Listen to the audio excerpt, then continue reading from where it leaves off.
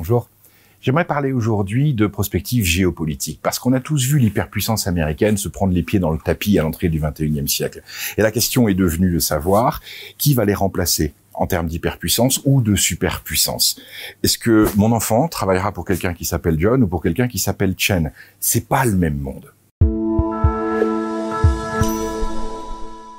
Parce qu'effectivement, la puissance géopolitique, elle est en train de changer de main.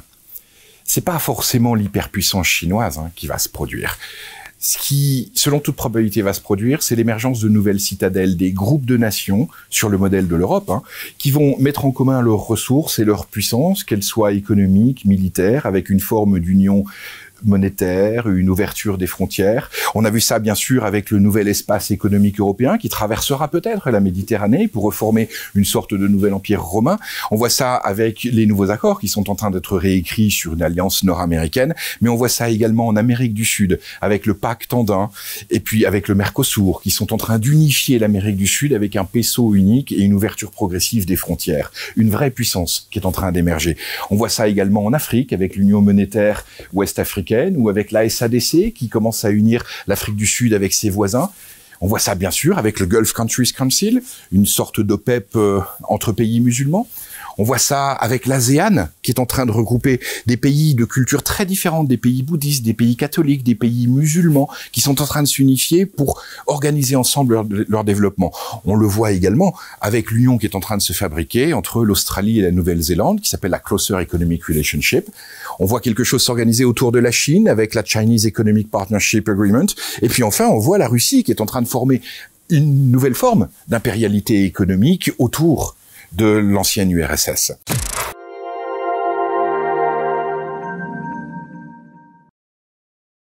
Ce que l'on est en train d'observer ici, c'est le premier scénario, c'est le scénario optimiste. C'est le scénario dans lequel on a des pôles de puissance qui sont en train de s'organiser, qui vont négocier d'égal à égal. C'est un monde dans lequel on ne peut pas imaginer une guerre mondiale parce qu'il y a une telle interdépendance entre chacune de ces citadelles qu'un conflit est difficile à imaginer autrement qu'un conflit commercial.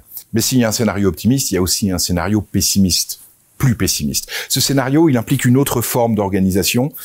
Si vous prenez trois voisins extrêmement puissants que sont l'Inde, la Chine et la Russie, ce que vous avez, c'est quasiment la moitié de la population planétaire. C'est la première puissance militaire du monde. Ce sont trois puissances nucléaires. Ce sont des économies en développement extrêmement fort. Et puis surtout, elles sont complémentaires les unes des autres. L'Inde, elle est spécialisée dans la finance et les services et l'informatique. La Chine est spécialisée dans les industries. La Russie, elle contrôle des quantités massives de ressources. Elles sont complémentaires, ces trois économies. Et on se doute bien qu'il sera beaucoup plus facile à trois personnes de se mettre d'accord que ça ne l'a été, par exemple, pour les nations européennes à 27. Le danger, c'est que la création potentielle de ce nouveau bloc diviserait une nouvelle fois la planète en deux, nous forcerait à une nouvelle forme de guerre froide en réalité. Alors ce qui est en train de se passer, c'est que sur ces trois nations, il y a une véritable démocratie, c'est la plus grande du monde, c'est l'Inde, qu'on essaie de ramener dans un pôle occidental qui traverse les États-Unis, l'Europe, et qui va jusqu'à l'Inde, en disant à l'Inde, reste avec nous. Ça, c'est plus pessimiste comme scénario. J'y crois pas beaucoup, mais ça reste une possibilité parce que c'est tentant pour ces trois puissances. Ce serait évidemment problématique pour le reste de la planète. C'est jamais très bon quand vous avez la moitié de l'humanité qui est fédérée sous une seule puissance, un seul drapeau, parce qu'elle force l'autre moitié à entrer dans une forme de rivalité.